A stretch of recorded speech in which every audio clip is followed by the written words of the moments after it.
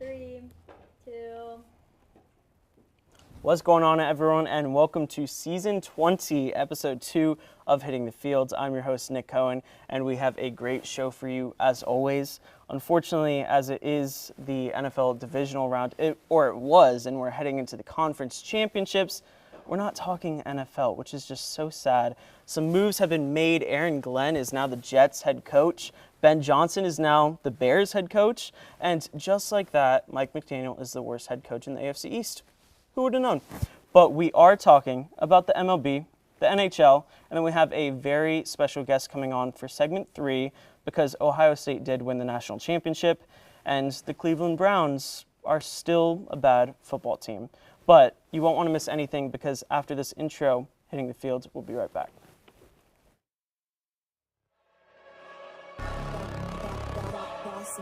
Things gon' change when I really hit the field. Undefeated champs, man, you know what's the deal. Tryna find a kid, I'm in the field doing drills. Boy, you just a sucker, you ain't never keep it real. 3 rings in my hand, I'm a warrior to the max. When I hang it up, they gon' have to give me plaques. Step up in the building and I only bring the facts. When I make a highlight, they gon' replay, run it back, okay? Always locked in, I don't got time to lax. Saying he the best, he could take a lap. Batted 1,000 when you check the stats. Boy, is you ready? You ain't gotta ask. And we are back. For MLB, joining me is Shay McClellan. How are you? I'm good. How are you? Doing pretty good, thank you. And to my right is Augie. How are you doing? I'm doing great. Awesome. So we're just going to jump right into it because MLB is currently in its free agent stage, and there have been so many moves. Starting with Augie, who are you talking about? Or even like what team are you talking about at this point? Boy, I'm talking about the most active team in free agency, and it's not really close. And it's the Los Angeles Dodgers, but in specifically Blake Snell. Now, the Dodgers seem to sign everybody on the planet. I'm not going to touch on all those names, but I will touch on Blake Snell, who did sign for 5 years, $182 million. And he deserves every bit of that. He's a 2-time Cy Young winner. He's an elite of the elite pitcher. He's got a career 3.19 ERA, as you can see. And his career K per 9, 11.2. That's the highest in MLB history so far. And he's 10 years into his career now. So there's plenty of sample size there. Blake Snell is an elite of the elite pitcher. And there's a reason why he got $182 million. I mean, yeah, this guy's got the best curveball I've seen in a long time since Clayton Kershaw, who's still in the Dodgers, if you didn't know, because you haven't heard much of Clayton Kershaw lately. But he's got the same kind of lefty curveball, a little 12-6. It's beautiful. As you can see, this highs right here. That's obviously an inside fastball. He loves to live his fastball upper 90s and balance it with that low curveball high in the zone with the fastball high and the curveball low. And this highlight is actually from his no-hitter against the Cincinnati Reds last year, where he struck out 11. I mean, this guy's got, all these pitches are curveballs on these strikeouts. He's got an elite curveball that he throws 25% of the time, and this is why he's signing for $182 million. It's the best. It's one of the best pitchers in baseball. Absolutely. Plain and simple. And this Blake Snell signing was one of the first signings of free agency, happening all the way back on November 26th. Yeah, it's a little weird. I feel like, I don't know what you guys, how much you pay attention to it, but it felt like teams were just waiting on Juan Soto's decision. Yes. Until they wanted to make a move. But Blake Snell signed way before that. Yep.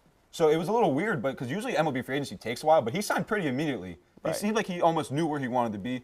And it's his 3rd team in the NL West in 3 years. Right. So he's taking a little tour of California and that area. So hopefully he can settle down in LA. And we're going to talk a little bit more about Juan Soto a little bit later, just a little foreshadowing.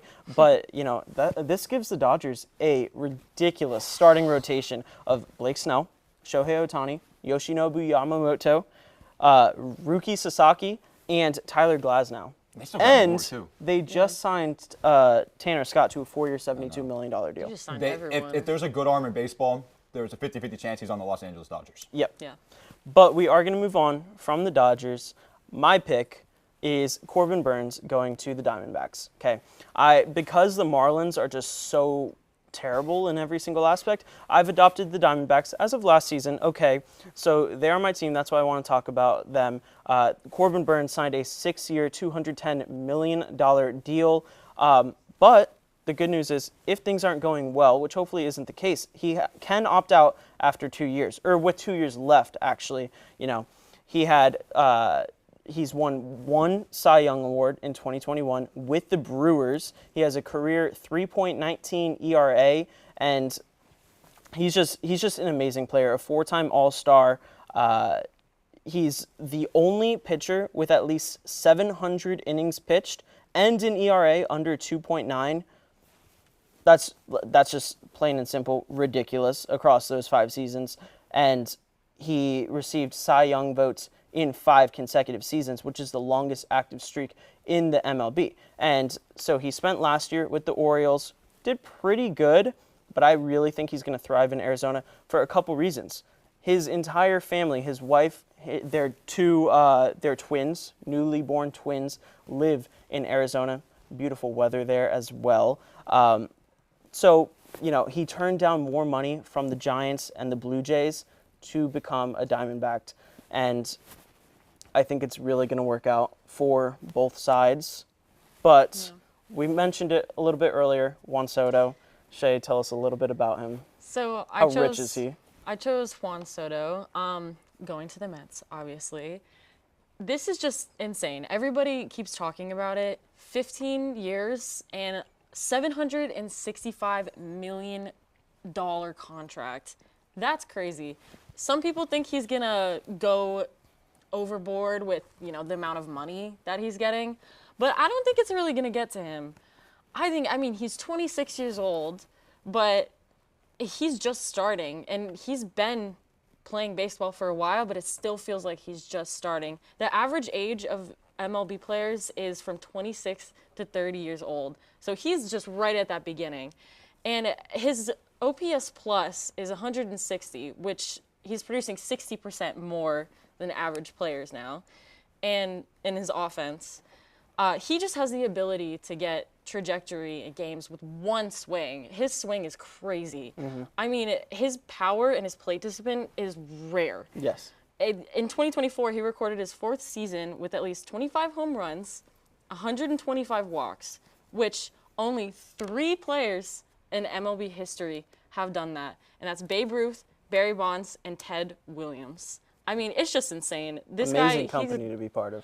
He's going places like he hasn't already. Right. Yeah, being in this compared with Barry Bonds, I think that's pretty elite company. That's Babe what I'm Ruth. saying. Crazy. Yeah. It does, not for me, because rooting for the Yankees is kind of... Let's go Mets, baby. Right. It does kind of stink because that pairing of Juan Soto and Aaron Judge was so electric. It won them so many games.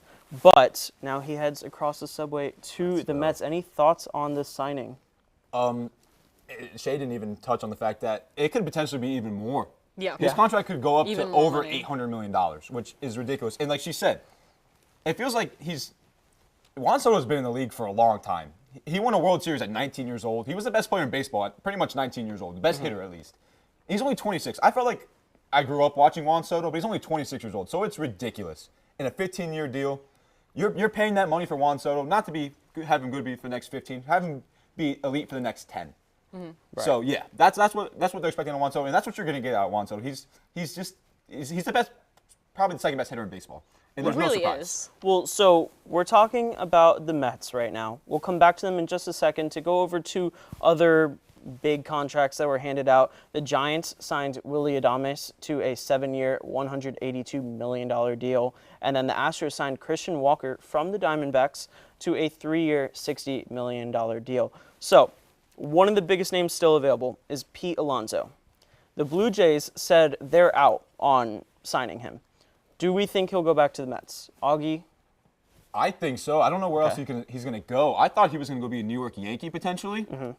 And then they signed Paul Goldschmidt and then traded for Bellinger. So they don't need him. Mm-hmm. I don't know where he's going to go. I ultimately think Pete's waiting on an offer that's just not there for him.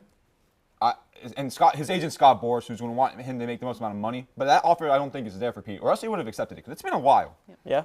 So I feel like he's going to come back because I don't feel like he's going to get the offer he wants. Right. But the Mets gave him a solid offer. I think he wants more years than what they're offering, though. That's valid. And would you agree, or do you think he's going to go elsewhere? No, I think he's going to go to the Mets, honestly. Or he's just waiting for that, for him to get an offer waiting that he for really the wants. offer. He's waiting Yeah. for the offer, Okay. the thing that he needs, and he just hasn't gotten it yet. So I completely agree with Augie. All right. Well, that is it for MLB free agent signings. Maybe we'll update you later after some of these big names that are still remaining do sign with a team. But in the meantime, thank you guys very much for coming on. And after this commercial, we will be talking about the NHL, so don't go anywhere.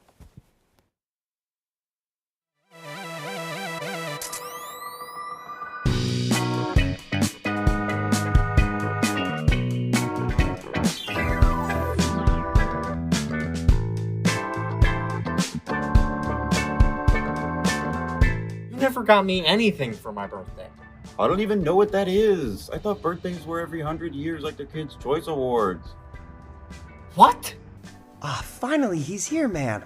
He's always late. Who? Marcus?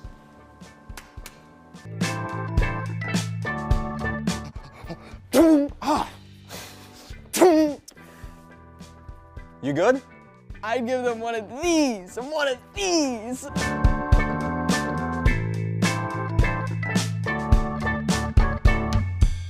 Behind every on-screen moment is a whole team of engineers and technologists. And you can be a part of such a team through SMPTE at UCF. You'll join a team of students just like you who are ready to innovate the future of TV and film. With SMPTE at UCF, you'll be able to connect with local industry pros, learn about new technology in the industry, as well as get backstage experience that really matters. Join SMPTE for a backstage pass to all of this. We meet every last Monday of the month for our general body meetings. There, we discuss how new technology is being used to create new media, and we get to highlight local professionals and their specialties. On top of that, we have some site visits planned, so tune into our social media to be notified of when those will happen. So if you're ready to pull back the curtain and find out what really happens behind the scenes, join SMPTE at UCF.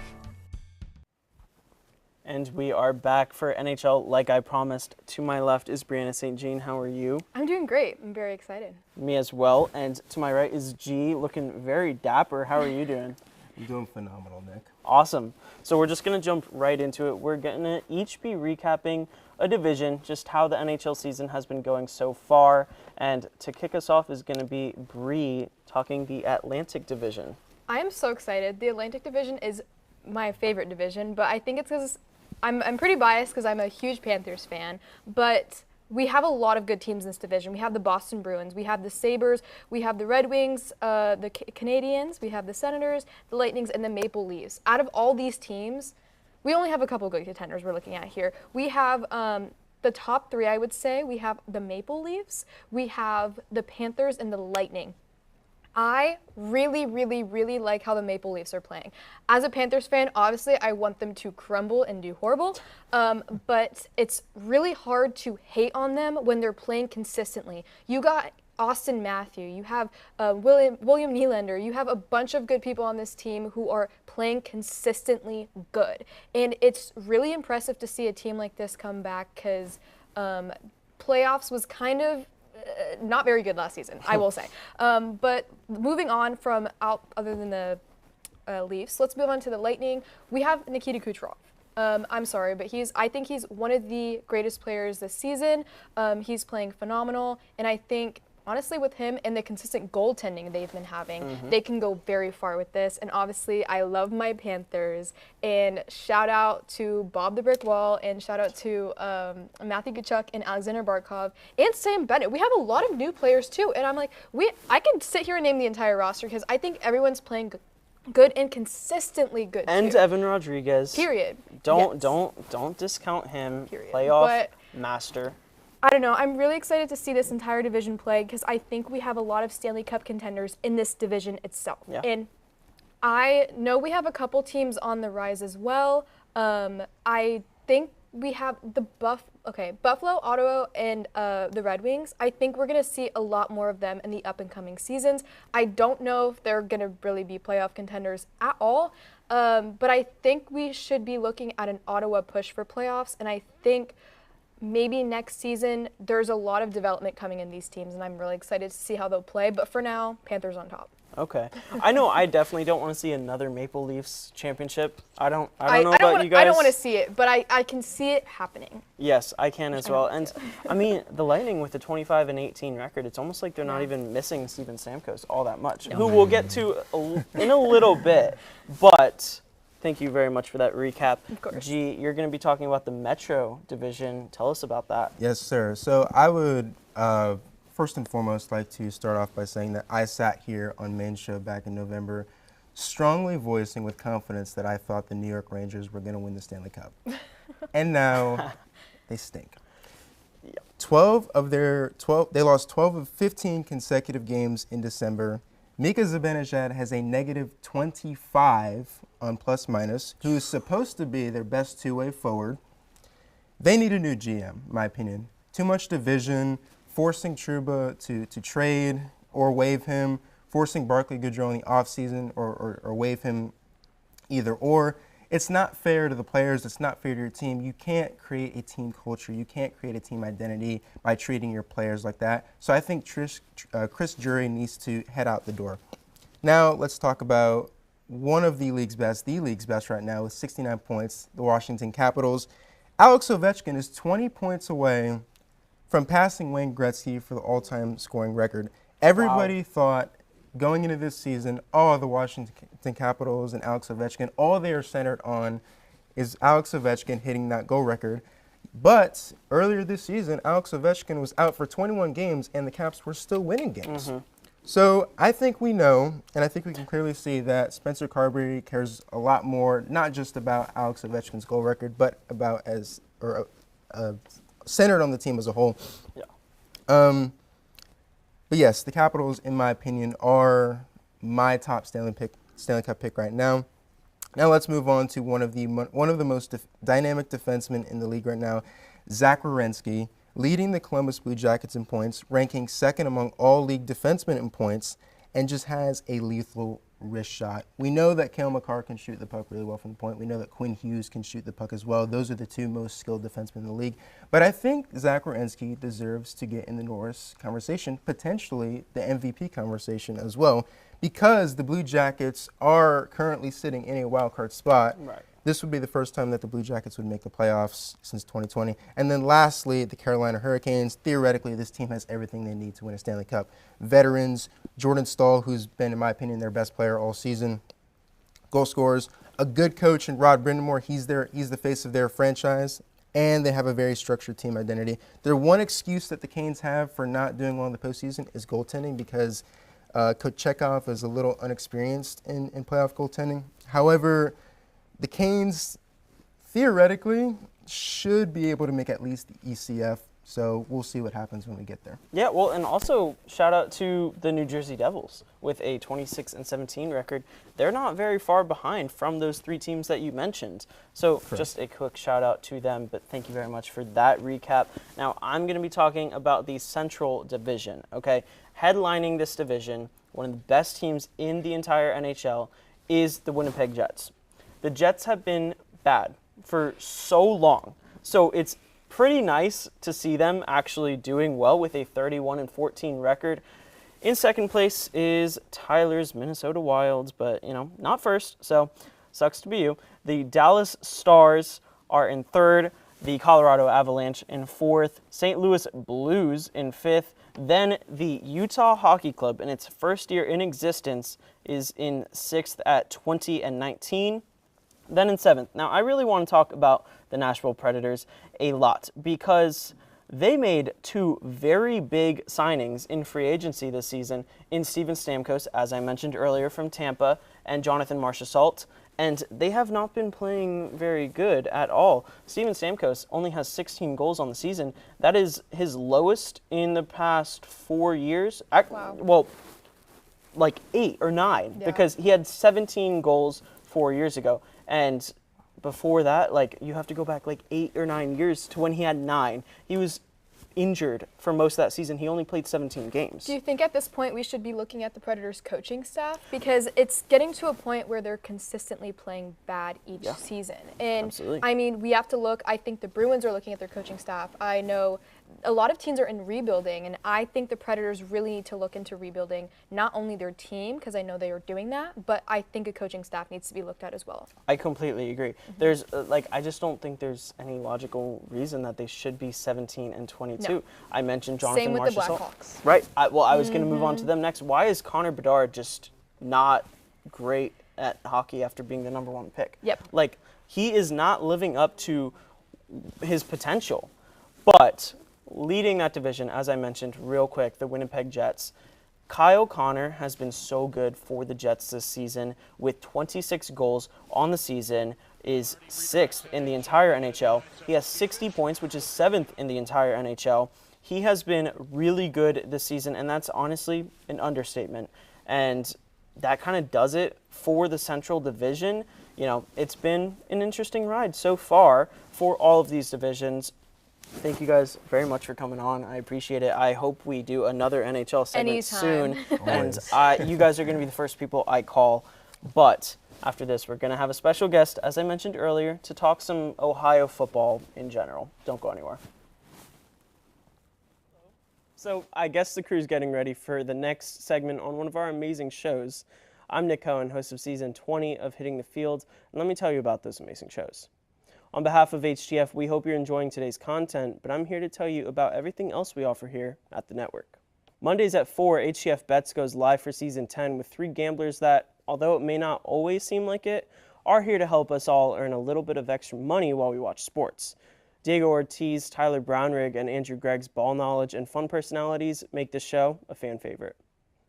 On Tuesdays, you all loved it, so we brought it back for Season 2. It's Girls Got Game, hosted by Frankie Noble, a show blending women in sports, the biggest sports news stories, and creative segments that make for a fun and engaging show. Next is everyone's favorite sports podcast, The Combine, hosted by who other than Ty Patton, an easygoing, conversational, and technical podcast dropping Wednesdays, also on Spotify at The Combine. Then tune in Thursdays at noon for the network's main show, Season 20 of Hitting the Field, hosted by me. Here, we'll cover any sport, any topic, any story, no matter how obscure. We love some football, basketball, hockey, F1. We also cover baseball, soccer, and we even have to show the UFC love sometimes. Penultimately, TGIF, because Friday is nighttime, hosted by Kathleen Moore and Matthew Bracker. Season 8 of Nighttime is where you'll turn to for all things March Madness, UCF sports, and other collegiate events. We're ending with something brand new. HTFN has never had 6 shows running at once. Also filmed in our new podcast studio is HTFC, hosted by Edgar Rodriguez and Patrick De Leon. Football, or soccer in America, is the most popular sport in the world. Across multiple leagues and cups, soccer is a year-round sport, and HTFC is your new source to stay updated. Also on Spotify, by the way, at HTFC. Outside of our 6-show roster, be sure to tune in to our other content, such as the Studio Days vlog, run by our vlog squad of Brianna St. Jean, Michaela Croker, Ashley Rowe, and Ben Huber. Make sure to follow us on our social medias like Instagram, Facebook, and X to stay updated on all HTFN news. Remember to subscribe right here on YouTube, leave a like and comment. And with that, I think we're ready for your next segment. I'm Nick Cohen. Thank you for your continued support, and back to your regularly scheduled programming. And we are back. Joining me at the desk is our old executive, I'm not calling you old, but our old executive producer. He used to produce Main Show, Camden Mowry. How are you doing? How have you been? It's been a crazy 72 hours, I want to say. Like maybe some of the best 72 hours of my life. I ranked it like top 3 days. I would say number 3 was probably Monday. Number 2 is probably going to be my wedding day. Okay. And number 1 was the first time Ohio State won the championship. But like somewhere in that order. So, and like one of those is still TBD. Yeah, right. So that one could be number 1. Okay. Right. Or maybe the next national championship gets in there. But I don't know. I just want to celebrate for like a week, enjoy my week, you know. So Camden already gave it away. He is here because Ohio State won the national championship. How does that feel? Well, plain and simple. It's been what, 11 years? I want to know where Tyler Brownrigg is right now. You know, that's like the Ryan Day. I don't know where Lou Holtz is. Probably screaming on comms. This guy, I know he's sitting there in his head over there, his big head, being like, oh, still can't beat Michigan. And you know what, Tyler? I don't care. You know what made me so mad? What I want to talk about? Tell me. ESPN pushing this agenda. If you go back to the Tennessee game, Ohio State is BTA, if you know what that stands for. They're putting the belt, they're whooping some butt over there. And they're winning, like, I don't know what it was against Tennessee, 21-0, 24-7, whatever it was. And in the bottom right, there's a graphic that shows, haven't beat Michigan in 4 years. Who cares? It is the playoffs. This is game 1 of 4 on the greatest 4-game run of the entire, 25 years of college football. Right. And it just annoyed me every single game. It was like, oh, but they haven't beat Michigan. That lost to Michigan. I know Tyler, he wants to be like, oh, they can't beat Michigan. Ryan Day can't win the big one. Guess what? I'm going to get real for a second. 1988, Ryan Day's 8 years old. His dad kills himself. I know. Rough. Since then, he coaches these kids up. He does it for the players. He's such a good guy. And people are sending him death threats after losing to Michigan. Terrible. And it's bad for the sports. It's bad for the fans. And I want to call out Ohio State fans as well, because a lot of them on social media are just arrogant and annoying. That's why people don't want Ohio State to win. I'm not like that. Right. I'm just going to sit back, enjoy my victory. Good for Ryan Day, and I'm happy for this team. So my follow-up question to that was, you think he's saved his job? Because I'm not gonna harp on it, but obviously he hadn't beaten Michigan very often, and we just know how big that rivalry is. We think this national championship saved him at least another year or two? After he beat Oregon, his job was safe. Okay. I mean, I thought that even throughout the year, the new AD, he didn't want to waste $60 million to buy out Ryan Day, to try to get all these new players in the portal. He wasn't going to fire Ryan Day anyway. But what matters is what the fans think of him. Right. And because that's obviously social media we live in now, they're gonna critique him. His job is safe. Fans will give him a break. But there's still those people out there. It's the quiet, or it's the loud 5% that still think he needs to be in Michigan. But the job is safe. And a lot of people in Ohio and a lot of people that are Buckeye fans are happy. Good. Well, then I'm happy for him. I never want to root against a guy unless it's Mike McDaniel. Before we move on from Ohio State, what jersey are you wearing? It's a number 2 custom jersey. It's got my last name on it, Mowry. We got it last awesome. year after they lost to Michigan for Christmas, and just really felt like this was a jersey I wanted. Number 2, I don't know, favorite number, Emeka Egbuka right now. It's Chris Olave is one of my favorite Buckeyes all time. So. But last but not least, this team, I'm not very entirely religious, but this team was so connected religiously. And I don't know if you noticed, but before every game, they would sit there, everyone would pray together. And they started a thing at Ohio State where everyone would pray together, like all the players, all the kids from there would come over. And I thought that was real awesome to have the team connected like that. Absolutely. So, I hate to like end on that note. That's kind of where our smiles are gonna turn into frowns. Ohio State championship, great. We're gonna move on to next season, but Ohio has another football team, the Cleveland Browns. Oh, yes. Well, neither were successful this season. You are the only Cleveland Browns fan I've ever met. And the Cleveland Browns currently hold the number 2 overall pick in the NFL draft.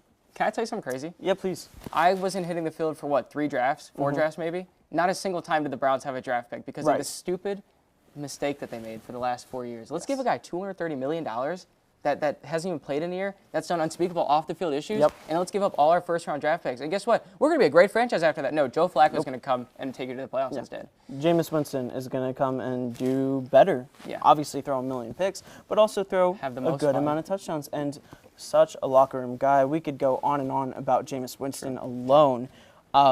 What do the Browns do with the number 2 pick? Well, because it is a very disappointing quarterback class. Yeah. Yeah. So I'm not overwhelmed with these options, and I think that you can go one of 2 ways, right?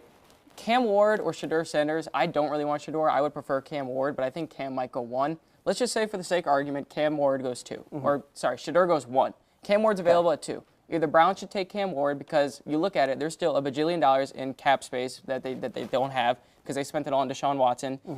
I think the easiest way to get rid of that is to do exactly what Denver's done, which is draft this young guy. You're still paying for Russell Wilson, but you got Bo Nix, which is basically taking up Russell Wilson's salary. Do something like that, or make a trade with like the Saints or something like that to maybe get another draft pick to grab a guy like Will Howard in the 3rd or 4th round. Saints have capital that they can give you with draft picks. I know, Will Howard, Ohio State. Yeah.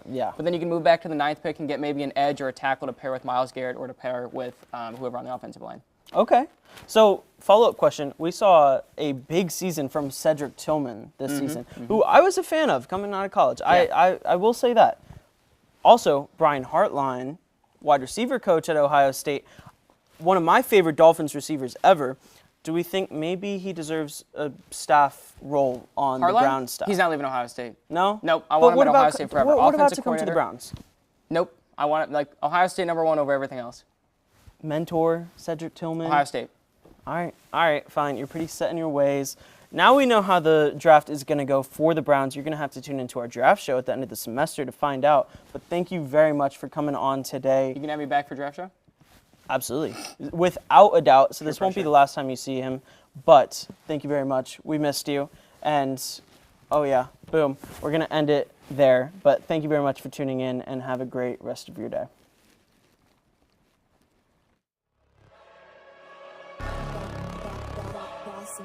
Things gon' change when I really hit the field. Undefeated champs, man, you know what's the deal. Tryna find a kid, I'm in the field doing drills. Boy, you just a sucker, you ain't never keep it real. 3 rings in my hand, I'm a warrior to the max. When I hang it up, they gon' have to give me plaques. Step up in the building and I only bring the facts.